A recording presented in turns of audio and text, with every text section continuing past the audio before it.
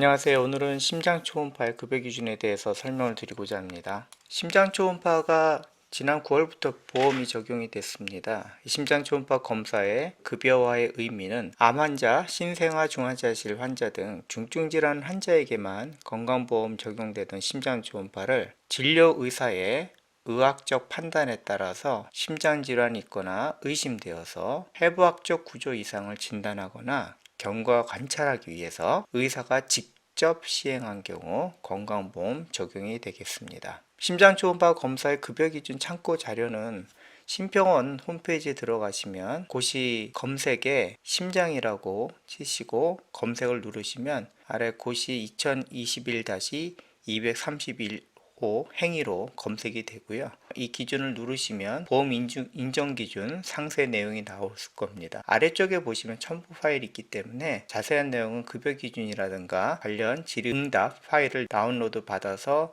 확인하시면 될 것 같습니다. 검사의 급여 기준을 일단 보시면 고시의 적용일은 2021년 9월 1일부터 적용이 되었습니다. 초음파는 일단 진료의사의 의학적 판단에 따라서 심장질환이 있거나 의심되어 시행한 경우 요양급여가 된다고 되어 있습니다. 산정 방법을 보시면 만 19세 이상의 환자의 경우 진료의사의 의학적 판단에 따라서 심장질환의 진단 또는 경과 관찰 시 아래와 같이 인정하고 이를 초과하는 경우에는 선별급여 지정 및 실시 등에 관한 기준에 따라서 본인 부담금을 80% 적용한다고 되어 있습니다.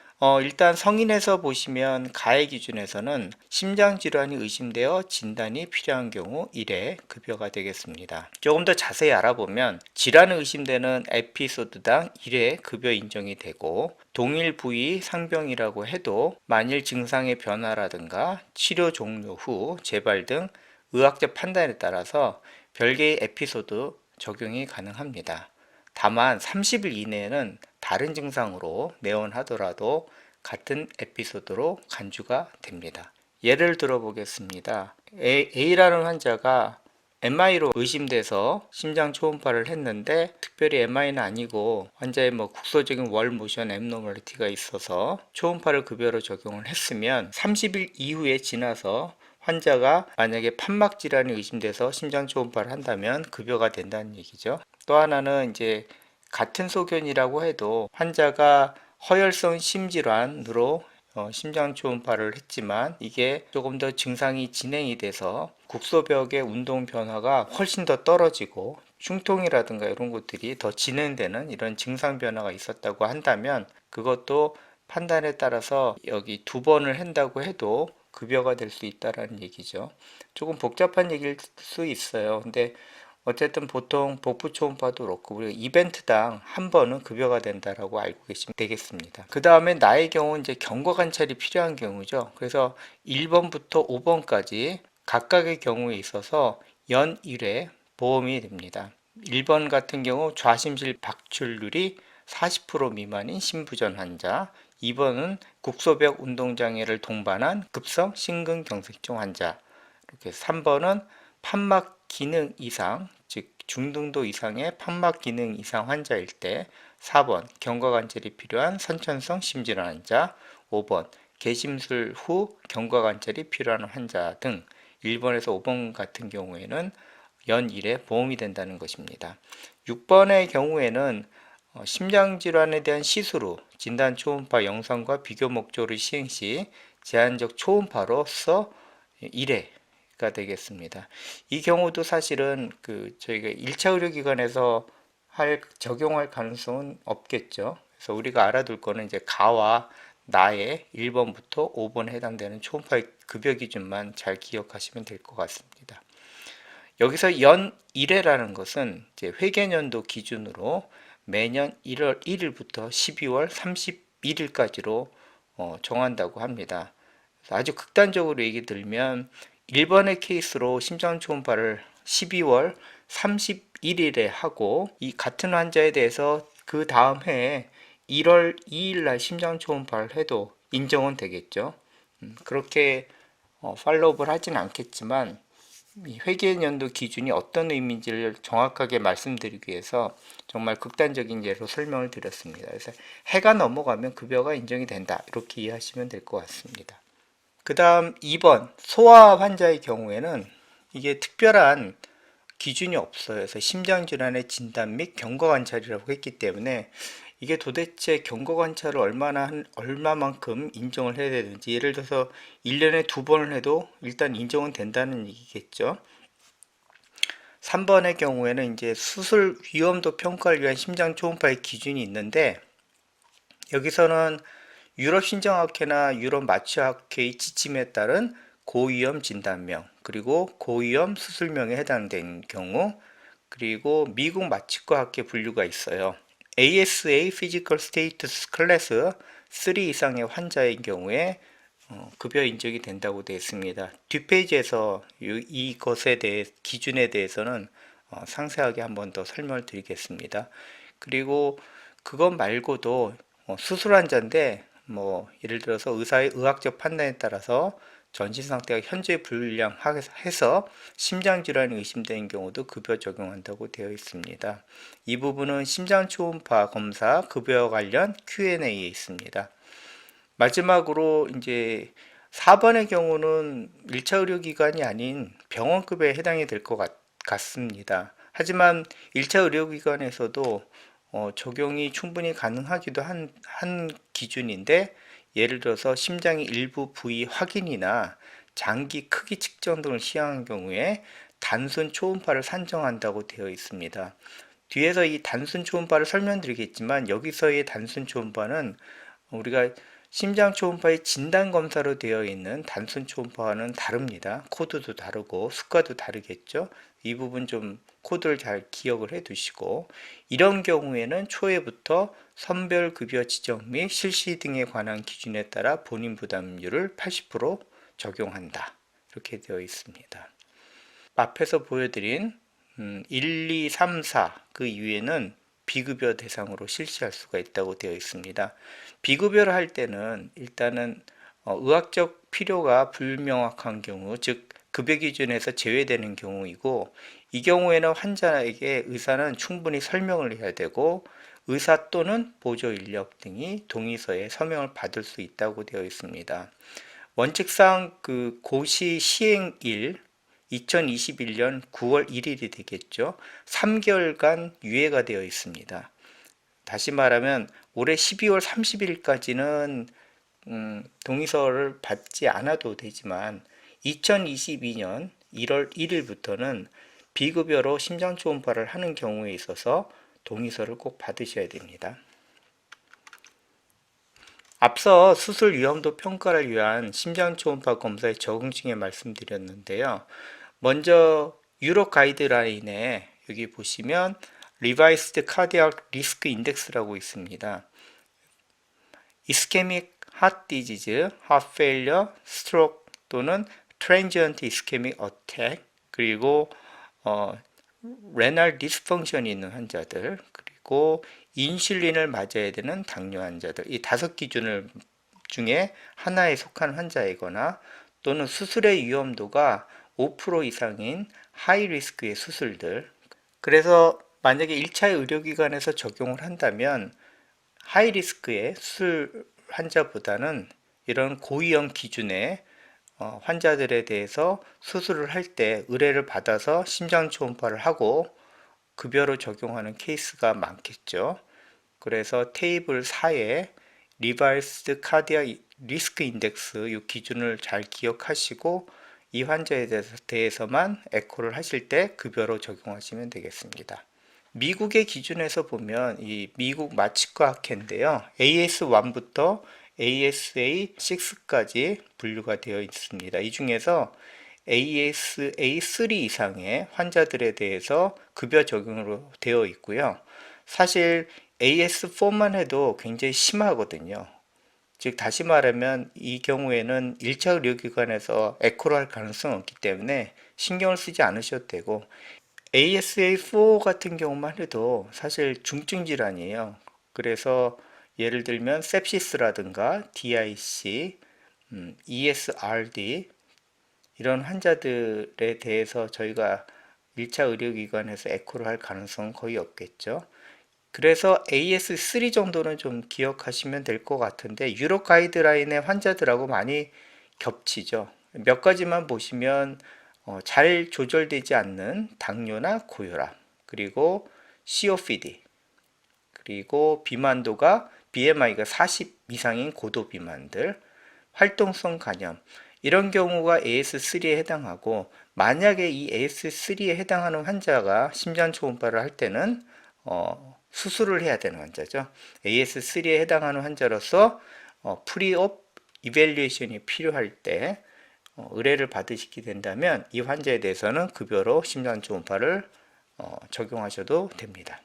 그래서 이 심장 초음파를 급여 기준에 해당할 때 어떠한 조건을 만족을 해야 되는지를 잠시 알아보면, 우선 다른 초음파와 달리 이 심장 초음파는 반드시 검사 의사가 직접 하도록 되어 있고요. 이 검사 의사가 심장 부위의 영상을 획득하고 판독 소견서를 작성하고 보관해야 합니다. 이 경우에는 획득해야 되는 표준 영상의 범위 정해진 게 있기 때문에 그 기준을 충족을 해야 되고, 다음에서 한번 말씀을 드릴 텐데요. 그리고 판독 소견서에는 환자의 인적 사항과 검사 관련 내용이 포함되어 있어야겠죠. 제한적 초음파는 주로 다른 초음파의 기준과 마찬가지로 문제되는 위주의 그런 영상을 획득하고 판독 소견서를 작성해서 보관하시면 되겠습니다. 우선 그 심장 초음파는 세 가지 분류가 있다는 걸 알고 계시면 좋아요. 단순하고 일반하고 전문 초음파가 있습니다. 어떠한 심초음파든 가슴 주위, 즉 좌흉골연, 심천부, 흉골 하부, 흉골 상연에서 탐촉자를 이용해서 심장을 관찰해야 되고, 적어도 2개 이상의 그런 윈도우에서 영상을 획득하도록 되어 있습니다.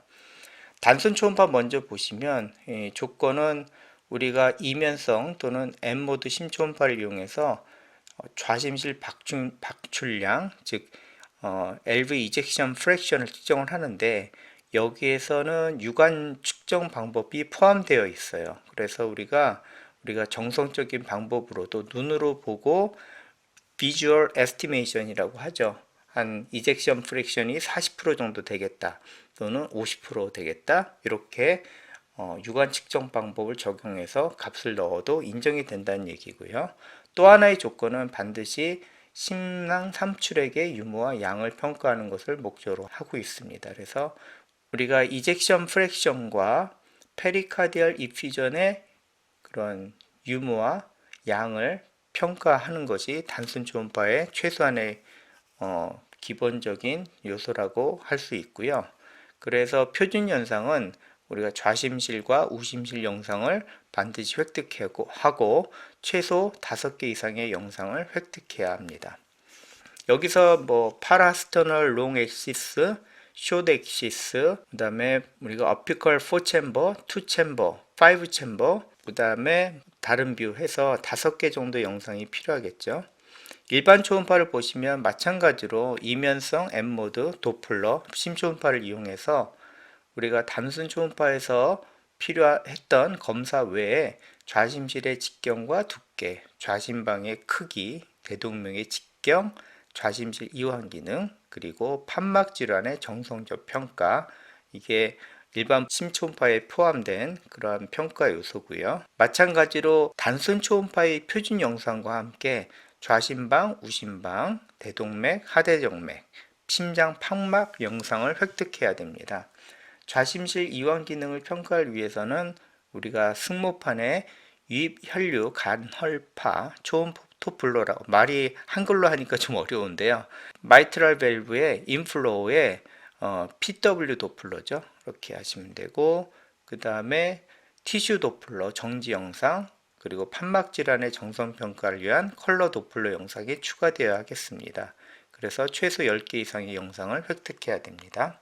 전문 초음파는 이제 여기에 더해서 일반 초음파의 평가 항목과 우리가 좌심실의 국소벽 운동평가라든지 스트레인을 이용한 심근 기능의 정밀평가, 또는 3차원 심초음파를 위한 심실 용적 또는 심장 내 구조의 평가, 그리고 판막 기능의 정량적 평가, 이 4가지 중에 한 가지를 평가하는 목적으로 되어 있습니다.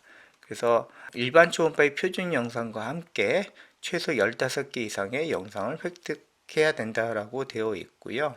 보통 전문 초음파를 해보면 판막 기능의 평가만 해도 이런 영상 획득은 충분히 나옵니다. 중요한 거는 전문 초음파에서는 이 앞서서 네 가지 평가 요소 중에 다 하는 게 아니라 한 가지만 하셔도 된다는 겁니다. 그래서 가나 다라 이렇게 나와 있는데, 보통 우리가 그 1차 의료기관에서는 좌심실 국소벽 운동평가와 라의 판막기내 정량적 평가를 주로 많이 하겠죠. 그래서 나와 다는 그 에코의 어떤 장비 문제도 있고 시간적인 문제도 있기 때문에 2차나 3차 의료기관 병원급에 갔을 때 많이 주로 하고 청구를 할 것 같고요.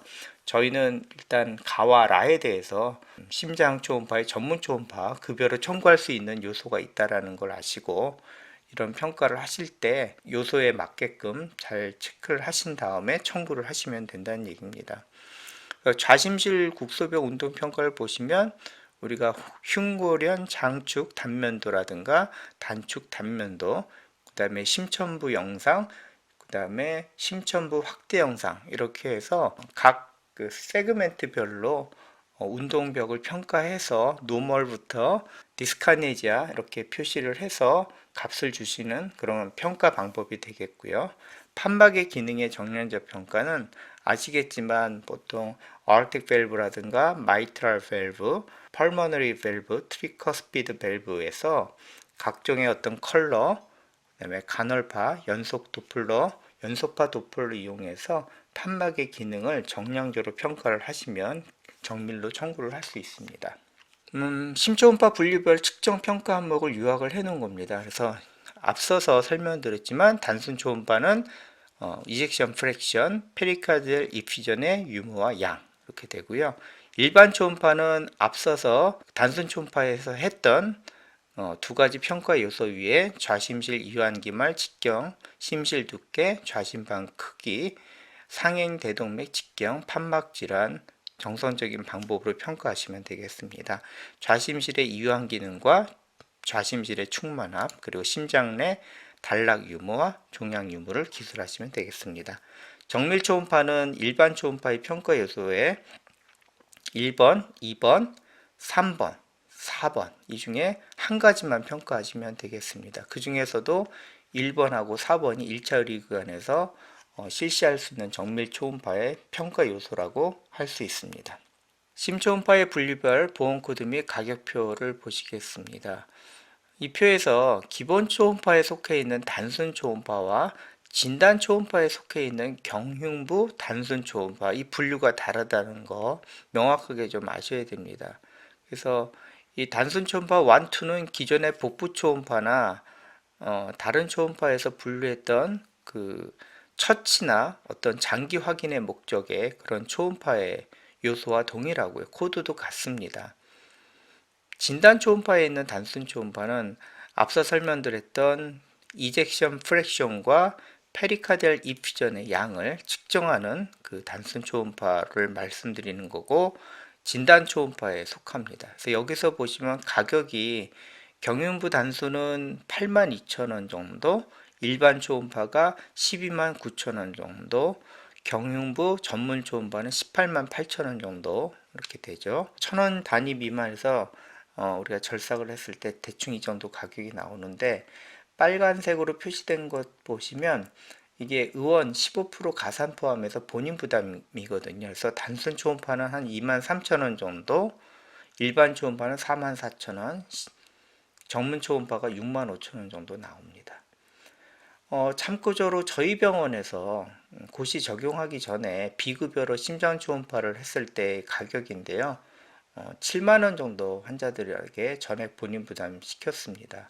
그러니까 이렇게 7만원을 환자한테 받고도 충분한 심초음파를 일반 초음파 정도로 시행을 했는데, 지금은 전문 초음파처럼 이렇게 복잡한 초음파를 환자한테 충분히 제공하고도 가격은 65,000원 정도 본인 부담금이 나오니까, 물론 환자한테도 좀 저렴하지만 병원 입장에서도 환자한테 심장 초음파를 권하기가 조금 더 수월해진 측면이 있습니다.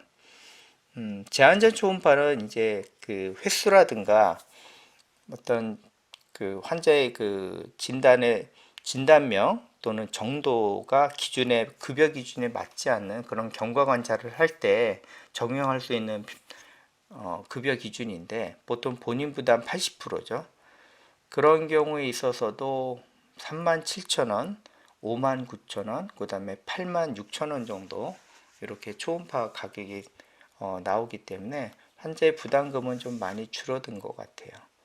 그래서 우리가 심장 초음파를 할 때 급여가 되면서 기존에 심장 초음파를 했던 비급여의 가격보다는 어느 정도 좀 저렴한 측면이 있어서 환자들에게도 검사를 좀 더 적극적으로 권할 수 있는 그런 측면이 있다는 걸 아시고, 심장 초음파의 구분과 각 코드 기준에 대해서는 잘 알아두시면 좋을 것 같습니다.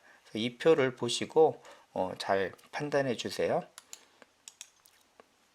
앞서서도 말씀드렸는데, 우리가 심장 초음파도 그 진단 초음파 요소가 있고 기본 초음파 요소가 있죠. 그래서 이 부분을 좀 잘 아셔야 돼요. 그래서 진단 초음파는 우리가 해부학적 부위로 전부 확인을 해야 되고, 영상도 해부학적 부위별 영상 모두 구비를 해야 되고, 판독소변서도 별도 구비를 해야 된다라는 거, 고시 기준에 따라서 표준 영상 항목을 시행도록 권고가 되어 있죠.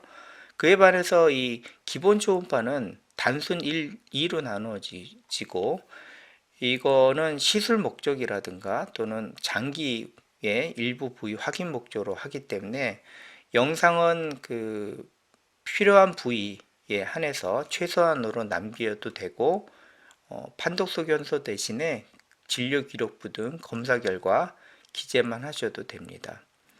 제한적 초음파는 우리가 사실은 위에 있는 해부학적 부위를 보는 이 부분하고 다른 거는 문제되는 위주로 본다라는 거. 이 부분은 상복부 초음파나 하복부 초음파, 비뇨기계, 유방 초음파 다 동일하겠죠. 말씀드렸듯이 계속 기본 초음파에 속하는 심초음파와 그 다음에 단순 심초음파로 분류된 진단 초음파는 구분이 다르다는 거 앞서서 분명히 말씀을 드렸어요. 그래서 일단 영상을 보시면 단순 초음파에서는 페리카디알 이퓨전의 평가, 그리고 이젝션 프랙션의 정성 측정 및 평가, 두 가지 요소만 기재하시고 사진에 남겨두시면 될 것 같습니다. 사진은 최소 5장 필요하겠습니다. 기록지에서는 여기 이젝션 프랙션과 페리카디알 이퓨전 이 두 가지 요소를 평가하시고 기록에 남기시면 되고요. 일반 초음파는 이렇게 좌심방 대동맥의 크기를 볼 수 있는 파라스테널 숏 엑시스 뷰, 그 다음에 파라스테널 숏 엑시스 뷰의 바디 쪽, 그 아래쪽에서 레프트 벤트리클 레벨에서 숏 엑시스로 하는 어떤 좌심실의 이완기말 직경과 심실 두께로 측정을 하시면 되겠죠. 물론 뭐 롱엑시스 뷰에서 측정을 하셔도 되고요. 어떤 뷰에서 하든 좌심실 이완기말 직경과 심실 두께가 들어가면 될 것 같습니다. 판막 질환이 있는 경우에는 우리가 이제 정성 평가가 들어가는 경우가 있겠죠. 그래서 판막 질환은 판막의 어떤 기능에 대해서는 정성으로 평가를 해서 기록에 남긴다는 거. 그리고 좌심실의 이완 기능, 그래서 EA 벨로시티를 측정하는 게 들어가고, 아울러서 좌심실 충만압을 측정하기 위해서 티슈 도플러 시행하고 기록에 남기시면 되겠습니다. 일반 초음파의 평가 요소는 일단은 그 메저먼트라고 하는 수치를 기록하는 칸하고, 그 다음에 아래쪽에 peak E velocity와 A velocity 기록하고, 그 다음에 E 프라임 기록하는 부분을 채우시면 되고, 각 LV라든가 RV, atrium, aortic root, 에오르타의 그런 평가 요소들을 다 기록을 하시면 됩니다. 그리고 밸브 에리어에서는 초록색의 정성적인 평가 기준 이 부분을 클릭하시면 되고요. 우리가 에코의 기록 단순 일반 전문에 대해서는 동영상을 통해서 별도의 동영상에서 이 부분에 대해서는 자세한 설명을 드릴 겁니다. 마지막으로 정밀 초음파는 주로 이제 여기서는 그 판막 질환의 평가 요소만 간략하게 보여주고 있는데요.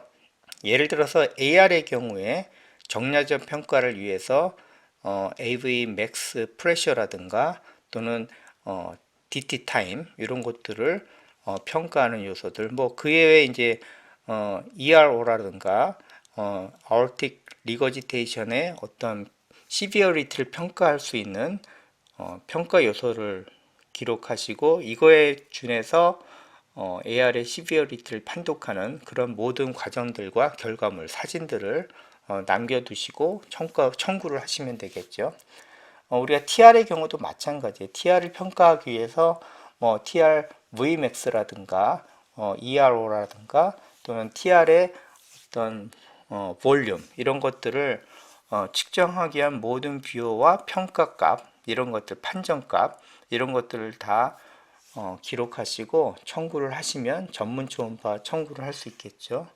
그리고 여기에 사진은 없지만 우리가 그 Regional Wall Motion Abnormality가 있는 그러한 이스케믹 환자에서도 Wall Motion Abnormality를 국소적 운동 평가를 하셔서 그 스코어 있잖아요. 스코어를 값을 적용을 해서 평가하시고 기록하시면 그것도 전문 초음파가 되겠죠.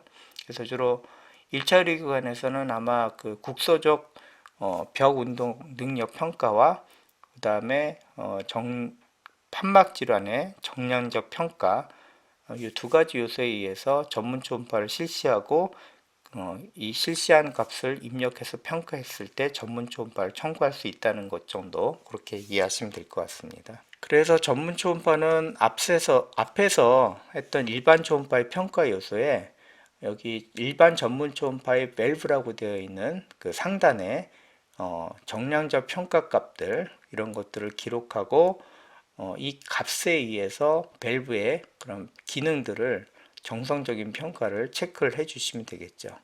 그래서 일반 초음파와 전문 초음파의 밸브 기능의 차이는 뭐냐? 간단히 말씀드리면 일반 초음파는 초록색은 그냥 비주얼 에스티메이션으로 평가를 하시는 거고, 전문 초음파는 각각의 어떤 정성적인 평가를 위한 정량값들을 다 기록을 하시고 이 정량적인 평가값에 의해서 기반해서 정성적인 평가를 한다 이렇게 이해하시면 될 것 같습니다. 또는 판막이 아니고 Regional Wall Motion Analysis를 했을 때 아래쪽에 해당하는 베이잘, 미드, 에이피컬 요 네 가지가 아니죠. 세 가지 베이잘, 미드, 에이피컬 레벨의 각각 anterior, anteroseptal, anterior, anterolateral, posterolateral, inferior, inferoseptal 이렇게 되어 있지만 에피컬은 또 우리가 부위를 네 군데로 나누잖아요. 그래서 여기 네 군데 또는 다섯 분류가 가능하기도 하고 위에 6개, 6개.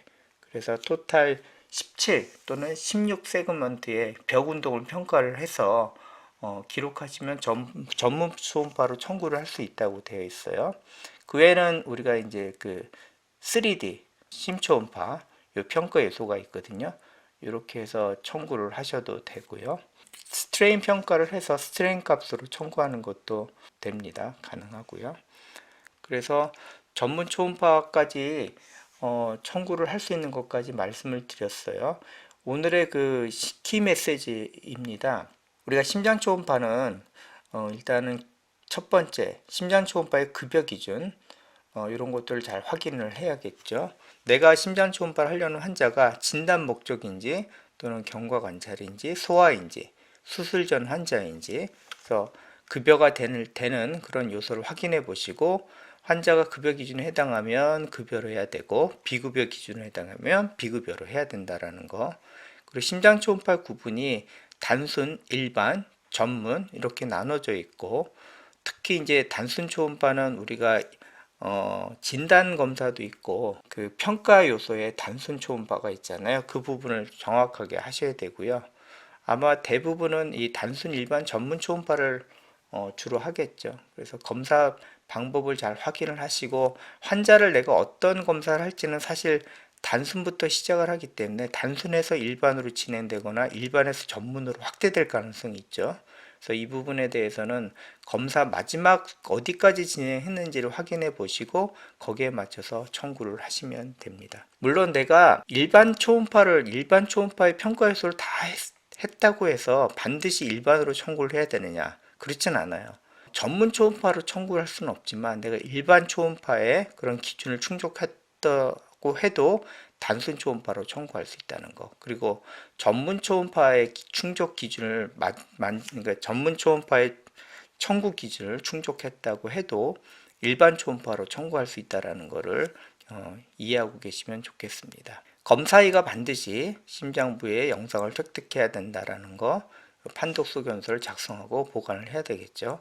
그래서 별도로 제작한 그 동영상에서 보여드렸지만 이지스 전자차트에서 심초음파 결과지 작성 프로그램이 있죠. 이것을 잘 작성을 하시고 활용을 하시면 될 것 같습니다. 그래서 이렇게 심초음파 결과지에서 작성한 결과지를 청구 시에 판독소견서, 기타 특정 내역의 판독소견서를 연계해서 기재 후 청구를 하시면 되겠습니다. 만약에 비급여로 심장 초음파를 할 때 동의서 획득하는 거 2022년 1월 1일부터 필수라는 것을 꼭 기억해 두셔야 되고요. 동의서는 의사가 반드시 받을 필요는 없어요. 직원이 받아 두셔도 됩니다. 이렇게 해서 심장 초음파의 급여 기준에 대해서 알아봤는데 심장 초음파의 수가도 앞서서 보신 것처럼 꽤 잘 받았습니다. 그리고 기존에 그 비급여를 했던 심장 초음파의 그런 가격보다는 훨씬 더 저렴하게 본인 부담이 발생하니까 우리가 심장 초음파의 급여 기준을 잘 이해하고 심장 초음파의 그런 어떤 테크닉 이런 것들을 잘 배우신 다음에 결과지를 작성하는 것까지 잘 배우시면 아무래도 심장 초음파는 심장내과 환자의 심장 환자의 어떤 꽃이 되는 그런 전문 진단 분야이겠죠. 1차 의료기관에서도 점점 더 심장 초음파를 해야 될 케이스가 많아지고 있습니다. 고령의 환자의 하펠리어 환자도 많아지고 있고 당뇨, 고혈압 컴바인 돼 가지고 이스케믹 하트 디지즈라든가 밸뉼라 하트 디지즈, 이스케믹 하트 디지즈라든가 밸뉼라 하트 디지즈 환자들 굉장히 많이 늘어가고 있습니다. 그래서 외래에서 보면 상당히 많은 환자들이 심잡음이 들리고 하펠리어의 증상도 어느 정도 있고 올드에이지가 있기 때문에 1차 의료기관에서 이런 환자들에 대해서 진단을 잘하고 그때그때 필요할 때 상급기관에 연계해 준다고 한다면 상당히 메리트가 있는 그런 좋은 검사라고 생각을 합니다. 많이 활용해 주시고 오늘 그 고시 기준에 대해서 설명을 드렸는데 심장 초음파의 전반적인 그런 고시 기준을 이해하는데 많은 참고가 되셨으면 좋겠습니다.